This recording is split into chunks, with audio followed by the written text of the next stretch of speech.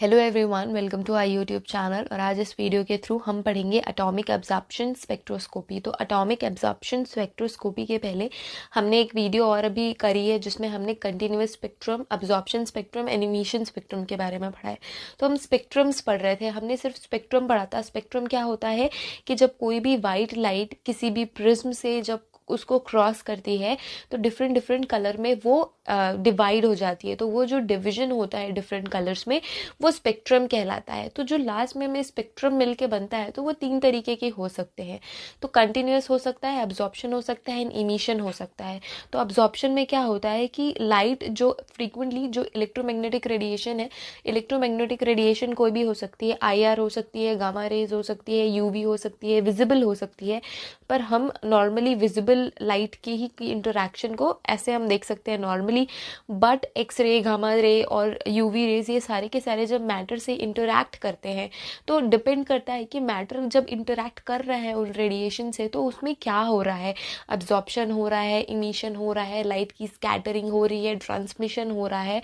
तो जब हम इनको मेजर करेंगे, अब्जॉर्प्शन मेजर करेंगे, इमिशन मेजर करेंगे कि कितनी इमिट कर रहा है वो substance, particular substance after the electromagnetic radiation के साथ जिसको उसका इंटरेक्शन हो रहा है, आफ्टर द इंटरेक्शन जब हम मेजर करेंगे उस लाइट को, चाहे वो अब्जॉर्प्शन की लाइट हो, इमिशन हो, स्कैटरिंग हो और ट्रांसमिशन हो, तब वो कहलाएगी स्पेक्ट्रोस्कोपी। तो जब कोई भी मैटर किसी भी इलेक्ट्रोमैग्नेटिक रेडिएशन से इंटरैक्ट करता है और हम कुछ लाइट मेजर करते हैं तो वो पूरा का पूरा सिस्टम स्पेक्ट्रोस्कोपी कहलाता है। तो जब हम किसी में अब्जॉर्प्शन मेजर करेंगे, लाइट की अब्जॉर्प्शन कितना हो रहा है, जब हम ये मेजर करेंगे तो हम अब्जॉर्प्शन स्पेक्ट्रोस्कोपी कर रहे हैं। जब हम इमिशन को मेजर करेंगे कि वो सब्सटेंस, पर्टिकुलर सब्सटेंस जब लाइट के साथ इंटरैक्ट कर रहा है तो कितनी लाइट इमिट कर रहा है, तो वो इमिशन टाइप का स्पेक्ट्रोस्कोपी होगा। जैसे कि रमन स्पेक्ट्रोस्कोपी में हम स्कैटर्ड लाइट को मेजर करते हैं। और आईआर में क्या होता है कि जब लाइट अब्जॉर्ब करता है, जब इलेक्ट्रोमैग्नेटिक अब्जॉर्ब करता है रेडिएशन कोई भी सब्सटेंस, तो उसके जो एटम्स है, उसके जो मॉलिक्यूल्स है वो वाइब्रेट करने लग जाते हैं, तो हम वो मेजर करते हैं। तो डिपेंड करता है कि आप जब अपने मैटर के साथ इंटरैक्ट कर रहे हैं इलेक्ट्रोमैग्नेटिक रेडिएशन को, तो आप क्या मेजर कर रहे हैं। अब्जॉर्प्शन मेजर कर रहे हैं, इमिशन मेजर कर रहे हैं, स्कैटरिंग मेजर कर रहे हैं, ट्रांसमिशन मेजर कर रहे हैं। हमने बियर लैम्बर्ट लॉ भी ऑलरेडी पढ़ लिया है, तो उसके वो भी अप्लाई होता है कि अब्जॉर्प्शन कैसे होती है। पाथ लेंथ जितना ज़्यादा होगा अब्जॉर्प्शन उतनी ज़्यादा होगी, और जितना कॉन्सेंट्रेशन होगा मटेरियल का, सब्सटेंस का, उतनी ही ज़्यादा अब्जॉर्प्शन होगी। तो वो अब्जॉर्प्शन के लिए है। और ये जो एटॉमिक अब्जॉर्प्शन स्पेक्ट्रोस्कोपी है इसमें भी बियर लैम्बर्ट लॉ को ये फॉलो करता है। तो अब्जॉर्प्शन स्पेक्ट्रोस्कोपी, अच्छा अगर फिर से बात करें स्पेक्ट्रम की, तो स्पेक्ट्रम दो तरीके हमने इंपॉर्टेंट दो तरीके के पढ़े थे। जब कंटिन्यूअस स्पेक्ट्रम में तो कोई भी इंटरेक्शन नहीं होगा, सारे के सारे जो कलर्स हैं वो सेम रहेंगे, अपने जगह पे रहेंगे, कंटिन्यूअसली लगे रहेंगे। बट जब अब्जॉर्प्शन होगा, अब्जॉर्प्शन होने की वजह से वहाँ पे अब्जॉर्प्शन बैंड्स बन जाते हैं। अब्जॉर्प्शन बैंड्स, ब्लैक कलर के बैंड्स, क्योंकि वहाँ की जो रेडिएशंस है, इलेक्ट्रोमैग्नेटिक रेडिएशन है, उनमें अब्जॉर्प्शन शो हो रहा है। अब इमिशन में क्या होता है कि जब जो एटम्स हैं वो एक्साइटेड होके जब हायर एनर्जी लेवल पे चले जाते हैं और वो वापस से जब ग्राउंड एनर्जी लेवल पे आते हैं तो वो कुछ लाइट इमिट करते हैं, तो वो हमारे स्पेक्ट्रम में कलरफुल बैंड्स के थ्रू दिखाई देता है। तो कभी भी ऐसे स्पेक्ट्रम अगर देखने को आपको मिला तो आप वो देख के बता सकते हैं कि ये अब्जॉर्प्शन टाइप का है या इमिशन टाइप का है। ओके, तो वापस से आते हैं एटॉमिक अब्जॉर्प्शन स्पेक्ट्रोस्कोपी में। अगर आप डेफिनेशन की बात करें, डेफिनेशन पे अगर आए तो atomic absorption spectroscopy is a spectro analytical procedure. क्या है स्पेक्ट्रो एनालिटिकल प्रोसीजर? है फॉर द क्वांटिटेटिव डिटर्मिनेशन। आप क्वांटिटी डिटरमिन कर सकते हैं, कितनी क्वांटिटी है आपके सब्सटेंस की, वो आप डिटरमिन कर सकते हैं थ्रू एटॉमिक अब्जॉर्प्शन स्पेक्ट्रोस्कोपी। तो जो स्पेक्ट्रो एनालिटिकल प्रोसीजर्स हैं उनके लिए आप यूज़ कर सकते हैं, क्वांटिटी डिटरमिन कर सकते हैं किसी भी केमिकल सब्सटेंस की यूजिंग अब्जॉर्प्शन ऑफ ऑप्टिकल। अब अब्जॉर्प्शन है तो जितनी अब्जॉर्प्शन होगी, हम अब्जॉर्प्शन मेजर कर रहे हैं। यहाँ पे क्या मेजर कर रहे हैं? जो इलेक्ट्रोमैग्नेटिक रेडिएशन इंटरैक्ट करेगी हमारे मैटर के साथ तो कुछ अब्जॉर्प्शन होगा, तो हम सिर्फ अब्जॉर्प्शन को मेजर करेंगे। ऐसा नहीं है हमेशा ऐसा नहीं होता है कि जब कोई भी मैटर इलेक्ट्रोमैग्नेटिक रेडिएशन से इंटरैक्ट करता है तो सिर्फ अब्जॉर्प्शन हो रही है या सिर्फ इमिशन हो रहा है। साथ में कई सारी चीज़ें हो सकती है कि कुछ part of the light absorb हो गई, कुछ पार्ट इमिट हो गई या ट्रांसमिट हो गई या स्कैटर्ड हो गई। तो ये सारी चीज़ें होती रहती है, बट हम फोकस किस पे कर रहे हैं? अब्जॉर्प्शन पे, कि कितनी लाइट अब्जॉर्ब हुई, कौन से वेवलेंथ की लाइट अब्जॉर्ब हुई, कितने रेंज पे अब्जॉर्ब हुई। तो हम मेजर कर रहे हैं अब्जॉर्प्शन। तो अब्जॉर्प्शन हम मेजर करेंगे, इस वजह से क्वांटिटेटिव एनालिसिस कर सकते हैं, क्वांटिटी डिटरमिन कर सकते हैं। आप ये बता सकते हैं कि पर्टिकुलर सोल्यूशन में या पर्टिकुलर सब्सटेंस में कितना अमाउंट, फॉर एग्जांपल आर्सेनिक ले लेते हैं। अगर आप आर्सेनिक डिटेक्ट कर रहे हैं, क्योंकि जो एटॉमिक अब्जॉर्प्शन स्पेक्ट्रोस्कोपी है वो बहुत ऑसम है मेटल के डिटेक्शन के लिए, ट्रेस मेटल डिटेक्शन के लिए यूज़ किया जाता है। एटम्स जो आर्सेनिक है उसको बहुत अच्छे से ये डिटेक्ट कर सकते हैं, तो आर्सेनिक को एज ए एग्जाम्पल हम ले लेते हैं। तो आर्सेनिक के केस पे अगर हम बात करें, तो कोई पर्टिकुलर सब्सटेंस है उसमें आपको आर्सेनिक की क्वांटिटी पता करनी है, तो आप एटॉमिक अब्जॉर्प्शन स्पेक्ट्रोस्कोपी यूज़ करके उसकी क्वांटिटी डिटरमिन कर सकते हैं कि पर्टिकुलर सोल्यूशन में आर्सेनिक का अमाउंट कितना है, तो आप उसकी क्वांटिटी देख सकते हैं। जब अच्छा, ये एक इंपॉर्टेंट चीज़ है गैसियस स्टेट, ये इंपॉर्टेंट चीज़ है। जब ऑप्टिकल रेडिएशन होगी, जो ऑप्टिकल रेडिएशन है हमारी, वो फ्री एटम्स के गैसियस एटम से इंटरैक्ट करेगी। तो जब हम अभी आगे इंस्ट्रूमेंटेशन पता चलेगा, पढ़ेंगे ना, तो आपको ये पता चलेगा कि गैसियस जो फॉर्म है वो बन जाता है, जो भी हमारा सैंपल है अल्टीमेटली गैस फॉर्म में आ जाता है। तो गैस के जो एटम्स हैं उनसे जब रेडिएशन इंटरैक्ट करेगी तो अब्जॉर्प्शन जितना होगा उसके थ्रू हम क्वांटिटी डिटरमिन कर सकते हैं। It detects the concentration of element present in the sample. यही अभी हमने बात करी कि it can detect the concentration of the element present in the sample. जो भी आपके पास सैंपल है, it can detect the concentration of that particular thing. Use detect the trace material. अच्छा, तो ट्रेस मटेरियल डिटेक्ट करने के लिए बहुत ऑसम मेथड है ये एटॉमिक अब्जॉर्प्शन स्पेक्ट्रोस्कोपी। आप ट्रेस एलिमेंट डिटेक्ट कर सकते हैं। और फॉरेंसिक साइंस में तो आपको कभी भी ऐसा नहीं होगा कि पर्टिकुलर कोई चीज़ है वो आपको इतने अच्छे अमाउंट पे मिल गई कि आप बहुत सारे एनालिसिस करे जा रहे हो। फॉरेंसिक साइंस में सारी की सारी मैक्सिमम चीज़ें ट्रेस अमाउंट में रहेगी, इतनी लिमिटेड मिलेगी, इतनी कम मिलेगी, आपको बहुत मुश्किल से मिलेगी। तो आपको बहुत, जब आपके पास सैंपल इतना कम होता है तो आपको बहुत सोच समझ के एनालिसिस करना पड़ता है, एनालाइज करना पड़ता है। कोशिश करनी पड़ती है कि वो जो मेथड आप यूज़ कर रहे हैं वो डिस्ट्रक्टिव ना हो, तो आपका सैंपल डिस्ट्रक्ट ना हो, तो ताकि आप मल्टीपल एनालिसिस उस पर्टिकुलर सैंपल पे कर सकें। तो atomic absorption spectroscopy trace amount के लिए, ट्रेस मेटल्स के लिए, ट्रेस, मैंने अभी जस्ट बात करी कि मेटल्स में बहुत अच्छा वर्क करता है ये। ऑलमोस्ट मैक्सिमम मेटल्स को डिटेक्ट करने की इसमें कैपेबिलिटी होती है। मेटल्स बहुत अच्छे तरीके से, इसकी स्पेशलिटी है, हम कह सकते हैं कि एटॉमिक अब्जॉर्प्शन स्पेक्ट्रोस्कोपी की स्पेशलिटी है मेटल डिटेक्ट करना। तो कोई मेटल पॉइजनिंग हो गई या ट्रेस अमाउंट ऑफ मेटल कहीं पे हमें मिला है, तो उसके डिटेक्शन के लिए हम यूज़ करते हैं एटॉमिक अब्जॉर्प्शन स्पेक्ट्रोस्कोपी। अब इसकी हिस्ट्री अगर जाने तो 1954 में जो एलन वॉल्श थे साइंटिस्ट हमारे, तो उन्होंने सबसे पहला आज बिल्ड किया, that is atomic absorption spectroscopy. सबसे पहले 1954 में जो साइंटिस्ट एलन थे उन्होंने इसकी डिस्कवरी करी, उन्होंने इसे बिल्ड किया। He was a CSIRO scientist. Of course scientist थे। CSIRO एक ऑर्गेनाइजेशन थी, जैसे इंडिया में ISRO होती है, इसरो। तो he was scientist in CSIRO organisation. तो बहुत ज़्यादा कुछ इम्पोर्टेंट है नहीं इसकी हिस्ट्री में, हाँ, बट ये याद रख सकते हैं कि सबसे पहले किन्होंने उसे बिल्ड करा था और कब। तो 1954 में सबसे पहला आज जो टेक्निक है वो लाइट में आई थी, वो उन्होंने बिल्ड करा था। ये एक हैलो कैथोड लैम्प है, ये हमारा रेडिएशन सोर्स है, ये हमारा लाइट सोर्स है। तो पहले यहाँ से एक बार ही देख लेते हैं। तो ये हमारा पूरा का पूरा इंस्ट्रूमेंटेशन ऐसा होता है। एक बार यहाँ पे स्टोरी के जैसा पढ़ लेंगे, तो जब हम आगे जब थोड़ा बहुत रिटन मटेरियल या जो बुकिश लैंग्वेज के सेंटेंसेस है वो पढ़ेंगे तो ईजी हो जाएगा।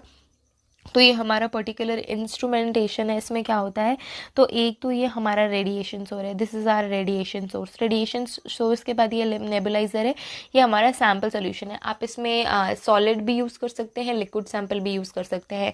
और ये है एटोमाइजर। तो maximum time flame atomiser use किए जाते हैं। एटोमाइजर डिफरेंट टाइप के भी हो सकते हैं, but most of the times आज में फ्लेम एटोमाइजर यूज़ किया जाता है। फ्लेम एटोमाइजर के बाद आएगा मोनोक्रोमैटर।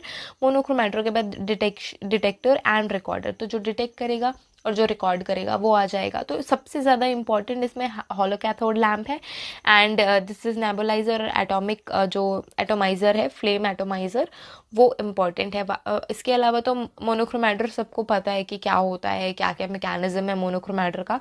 डिटेक्टर कौन सी यूज़ होती है ये इंपॉर्टेंट है कि आस में कौन कौन से डिटेक्टर्स यूज़ किए जाते हैं और मोस्ट ऑफ द टाइम्स कौन से डिटेक्टर यूज़ किए जाते हैं।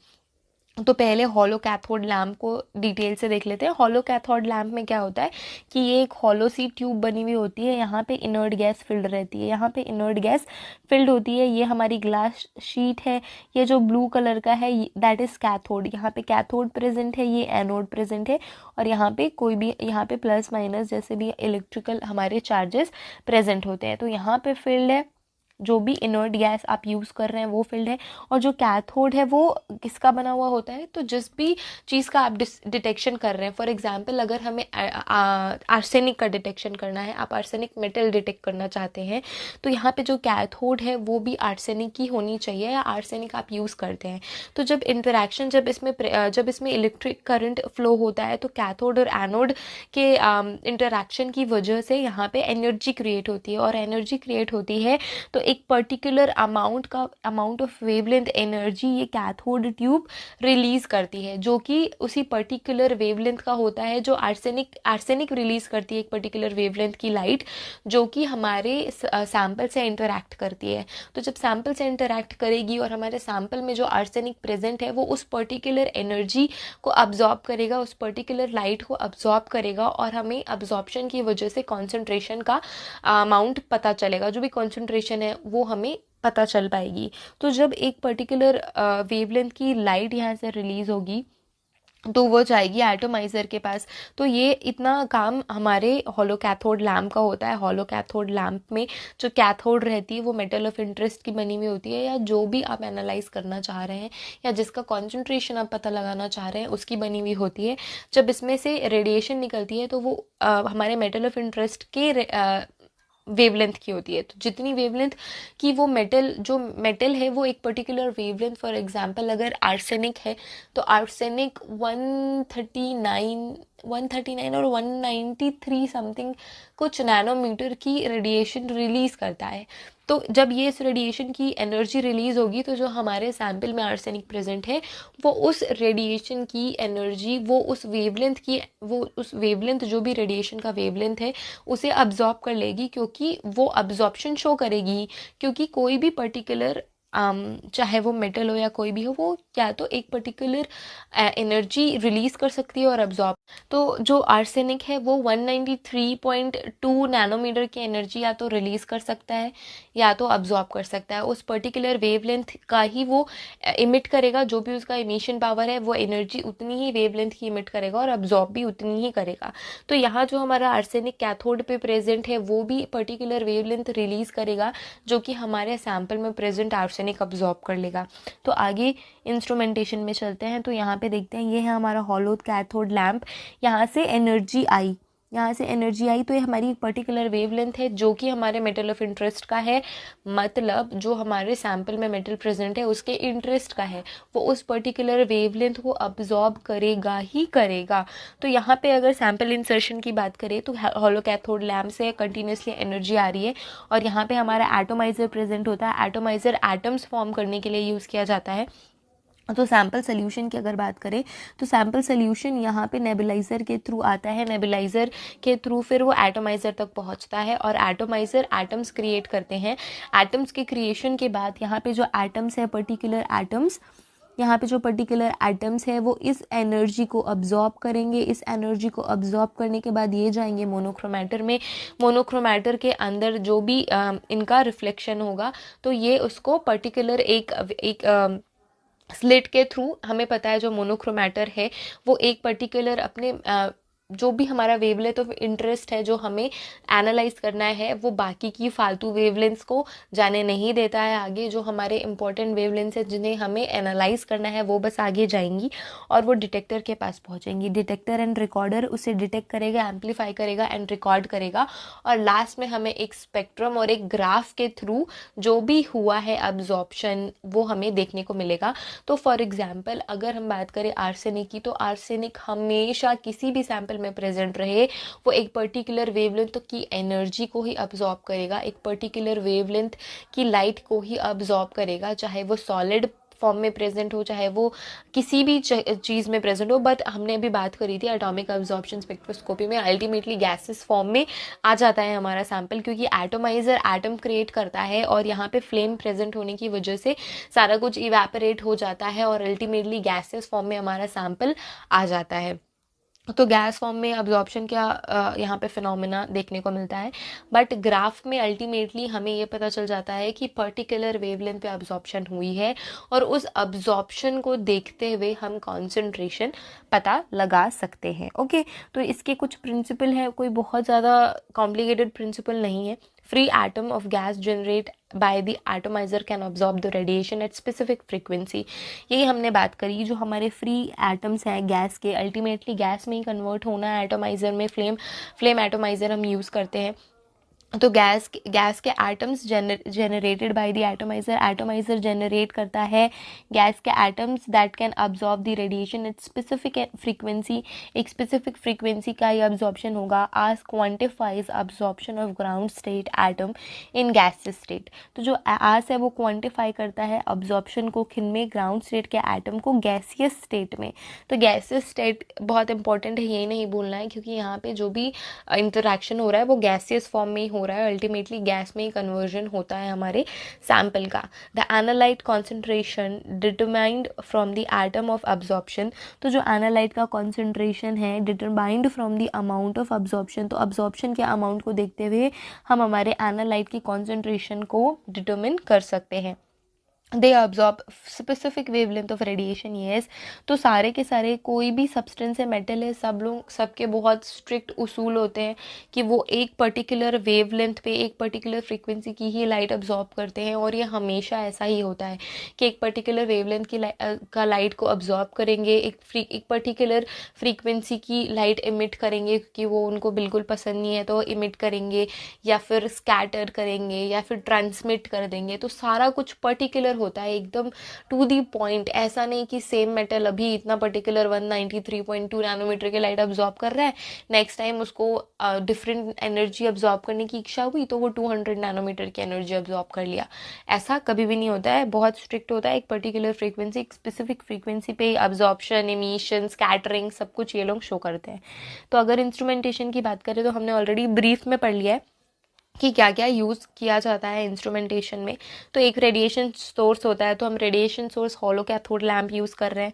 रेडिएशन सोर्स होता है, सैम्पल इंसर्शन का मेथड होता है, चाहे आप सॉलिड सैम्पल इंसर्ट कर रहे हैं या फिर गैसियस सैम्पल, या फिर गैसियस तो क्या गैस में कन्वर्ट हो ही जाता है, या फिर लिक्विड सैम्पल आप यूज़ कर रहे हैं, तो वो सैम्पल इंसर्शन नॉर्मल तरीके से ही होता है। तो जो सैम्पल है वो नेबुलाइजर के थ्रू इंसर्ट होता है, और जो सॉलिड है हम आगे पढ़ेंगे कि उसका इंसर्शन कैसे होता है। एक मोनोक्रोमैटर होता है जो कि हमारे फ्रीक्वेंसी है जो जिसमें हम इंटरेस्टेड है वही फ्रीक्वेंसी को आगे जाने का परमिशन देती है। फोटो मल्टीप्लायर ट्यूब यहाँ पे हमारा डिटेक्टर है, दिस इज आर डिटेक्टर।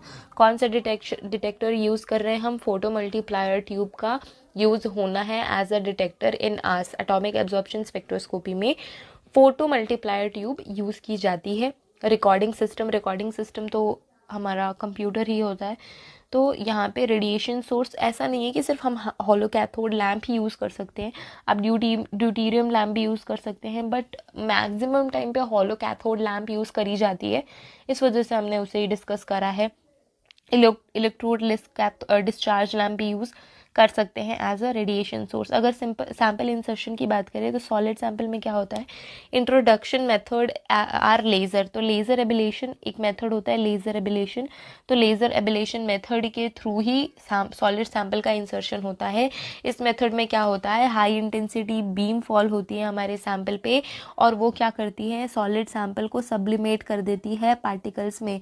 तो सब्लिमेशन होता है हमारे सॉलिड सैंपल का जब हम हाई इंटेंसिटी बीम हमारे सैंपल को देते हैं तो वो सब्लिमेट होके स्मॉल पार्टिकल्स का फॉर्मेशन करती है, और किसके हेल्प की वजह से, इनर्ट गैस की हेल्प की वजह से वो एटोमाइजर तक पहुंचती है। किसके हेल्प की वजह से, इनर्ट गैस हम यूज़ करेंगे, कोई भी इनर्ट गैस यूज़ करेंगे, उसकी हेल्प की वजह से जो हमारे स्मॉल पार्टिकल का फॉर्मेशन हुआ है हाई इंटेंसिटी बीम की वजह से। इस मेथड का नाम है लेज़र एबिलेशन मेथड। तो लेज़र एबिलेशन मेथड में क्या होता है, हाई इंटेंसिटी बीम गई हमारे सब्सटेंस के पास, सैंपल के पास, और वो हाई इंटेंसिटी बीम उसे सब्लिमेट करेगी। सब्लिमेशन से क्या होगा, स्मॉल पार्टिकल्स का फॉर्मेशन होगा, और वो इनर्ट गैस की हेल्प के थ्रू अल्टीमेटली एटोमाइजर के पास पहुंच जाते हैं। एटोमाइजर, ऐसे कि नाम से ही सजेशन आपको मिल रहा होगा कि एटोमाइजर एटम्स फॉर्मेशन करता है, एटम्स को बनाता है, फॉर्मेशन ऑफ एटम्स यहाँ पे होता है। लिक्विड सैंपल तो बहुत इजी है, थ्रू नेबुलाइजर मेथड है, नेबुलाइजर यूज़ किया जाता है। तो इसमें क्या होता है, sample converts into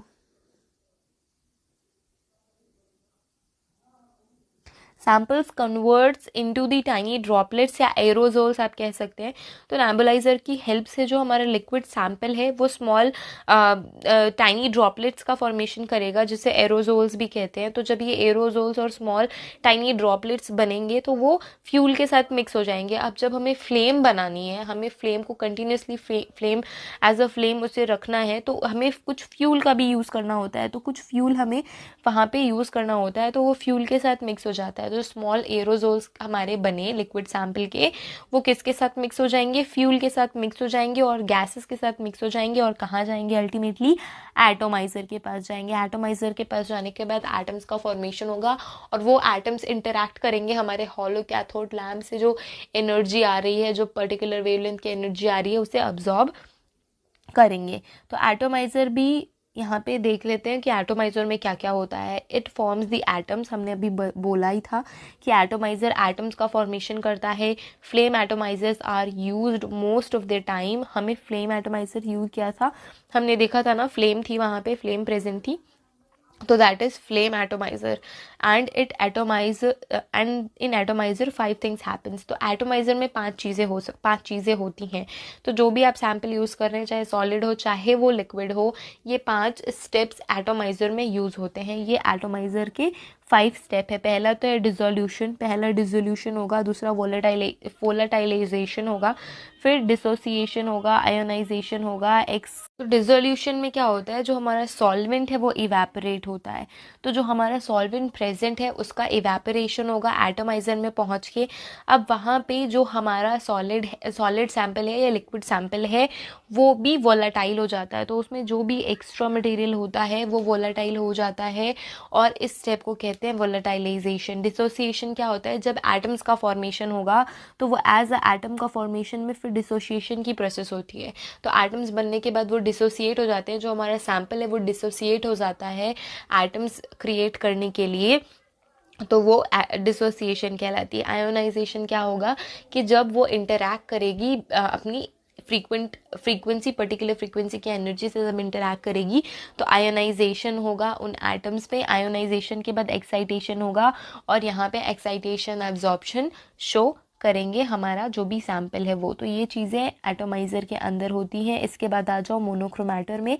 monochromator separates the spectral line of interest from other spectral lines with different wavelengths emitted by the hollow cathode lamp. तो हमारा सिर्फ जिसमें हम इंटरेस्टेड है वो हमारा वेवलेंथ सेलेक्ट करेगा हमारा मोनोक्रोमैटर। तो मोनोक्रोमैटर के अंदर सिलेक्शन ऑफ वेवलेंथ होगा। सब आलतू फालतू की जो स्पेक्ट्रल लाइंस है उसे हम एलिमिनेट कर देंगे। जो हमारे इंटरेस्ट की स्पेक्ट्रल लाइंस है, जो हमारे इंटरेस्ट की वेवलेंथ है, उसे हम आगे जाने का मौका देंगे। तो ये सारा काम हमारे मोनोक्रोमैटर के अंदर होता है। फोटो मल्टीप्लायर ट्यूब है हमारा डिटेक्टर। क्या है, this is our detector, photo multiplier tube. This detect the signals and amplifies it. तो डिटेक्टर का क्या काम होता है कि जो भी उससे सिग्नल्स मिल रहे हैं उसे वह एम्पलीफाई करता है, डिटेक्टेबल फॉर्म में कन्वर्ट करता है कि ताकि हम उसे पढ़ सकें। तो डिटेक्टेबल फॉर्म में कन्वर्जन होता है through the photo multiplier tube. इसके बाद at the end recording system आता है। रिकॉर्डिंग सिस्टम रिकॉर्ड करता है एज अ ग्राफ। हमें एट द एंड हमें रिजल्ट मिलता है ग्राफ के फॉर्म में, स्पेक्ट्रम के फॉर्म में, जिसे हम सिंपली एनालाइज कर सकते हैं। एनालाइज करने के लायक के फॉर्म में उसे हमारा जो photo multiply tube and recording system है एट द एंड क्रिएट करता है, जिसे हमें लास्ट में एक ग्राफ मिलता है। फोरेंसिक एप्लीकेशन क्या क्या है? एटॉमिक अब्जॉर्प्शन स्पेक्ट्रोस्कोपी के डिटेक्शन ऑफ ट्रेस एलिमेंट्स को डिटेक्ट करने के लिए हम आस का यूज़ करते हैं। एटॉमिक अब्जॉर्प्शन स्पेक्ट्रोस्कोपी हम यूज़ करते हैं to detect the trace element.